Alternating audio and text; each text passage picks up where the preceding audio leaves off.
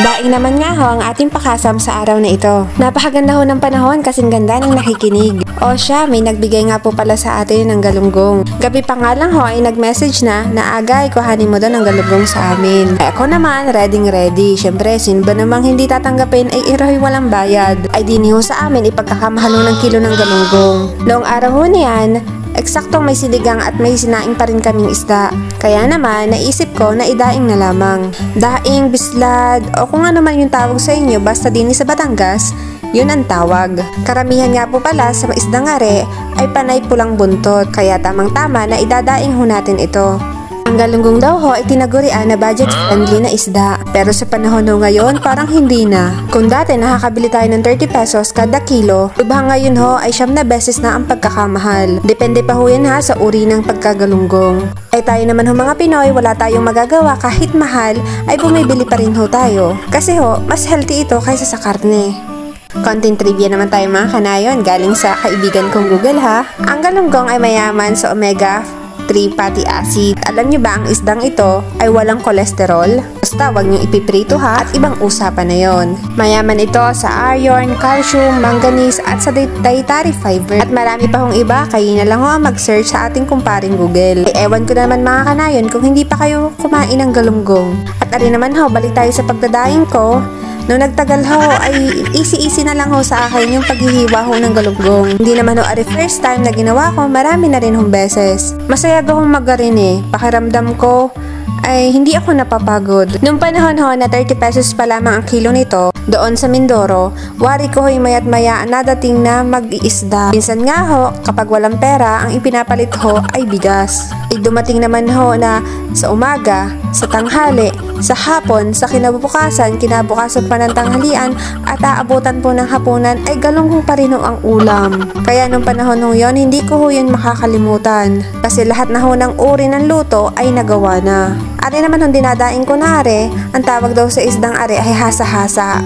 Hala ka, expert na ako sa pagdadaing. At ari naman hong binibi ako, ang tawag ko sa galunggong nare ay malunay. Iba pa rin ho ang presyo nito pag ito ho ay purong malunay. Mas masarap din daw ang lasa nare at mas malambot yung ulo kumpara doon sa pulang buntot. At ari naman hong binibi ako nare, ito na ho yung tinatawag na pulang buntot. Mas matigas daw ang ulo, mas mura ang kilo, at mas matabang daw ho ang lasa kaysa sa malunay. Yan naman hong mga trivia kong yan, inapapakinggan ko laang ho sa mga matatanda din Tiho sa mga taga Mindorong matatanda, yan din ho ang pagkakaalam ko. Na sinasabi nila palagi, ay biglang nabunutan ako ng tinik nung kita kong iisa na lamang ang aking bibiakin. At pagkatapos nga, dali-dali ko ng hinugasan at baka lumambot ho ang isda. Pero ari ho ay kinuha ko doon sa aking pinagkunan, ay talagang sariwang-sariwa pa ho, mablue-blue pa ho ang kulay. Kaya naman, gagawin na natin yung proseso ng ating pagdadaing. Maraming bawang, tapos lalagyan natin ng maraming asin. Siyempre, hindi ho dyan mawawala ang suka. Laging suka ang nandiyan. At lalagyan na din ho natin ng maraming paminta. Kung may gusto pa kayong ilagay diyan na pampalasa, ay kayo na ang bahala. Basta po, pag ako'y nagdadaing, yan lang yun nilalagay ko. Isinalbot ko na nga ho mga gulunggong diyan sa tinimplang suka. Sa pagtitimpla naman ho yan mga kanayon, ay tansyahan lang naman ho. Hindi ko naman ho yan tinitikman at yun naman ho hilawang isda, ay baka ho bulatihin. Sabi nga ho nung una, kaya pala ho sinasabi ng matatanda, huwag damihan ang pag-ulam ng isda o pagkain dahil pag daw nakarami ay bubalitihin. Ayun pala ho, para hindi lang ho makarami ng kain. Kaya lagi ho sinasabi ng matatanda iyon. Kaya pag naalala ko ho yun, ako'y natatawa. Kaya naman mga kanayon, hanggang ngayon nakasanayan ko na konti lang ho mag-ulam ng isda. Hindi na ho mawala sa mindset ko yung mga bata pa na sinasabi nila sa akin noon. Pero sa totoo, hindi ho talaga ako matakaw mag-ulam ng mga ganito. Nakatikim na sa akin ay ayos na. At nang matapos ko na nga ho maisulbot yung mga isda doon sa narikaduhang suka at naisalansan ko na ho sa isang lalagyan, inilagay ko na ho doon yung natirang suka. At pagka umagahan na nga ho, ito ho ay galing na sa ref. Mainit ang panahon, maganda na ho itong ilagay sa bilao. Mahirap naman kasi hong pirituhin nang hindi ho ito ibibilad sa araw. Didikit lang ho ito sa kawali. Kaya napakahirap hong pirituhin kung hindi natin ibibilad. Ay pag pinarito niya naman ho ng garne ay tilabsikan naman ho. Ay hala mga kanayon, ano kayong lasa na rin? Nakaka-excite tuloy.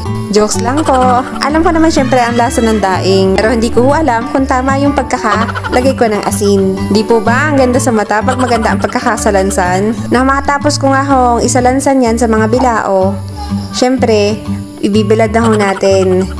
Hinanap ko pa nga ho yung kulambo na malapad. Dahil ang kalaban naman ho din pag hindi nyo lalagyan niya ng taklob, ay napakarami ng bangyaw. Pag nadapuan naman ho ng bangyaw, ay agad may tilis. O siya, aantayin lang ho natin yan maging malaawoy. At pagkarating ng hapon, napakaganda nga naman ho ng init.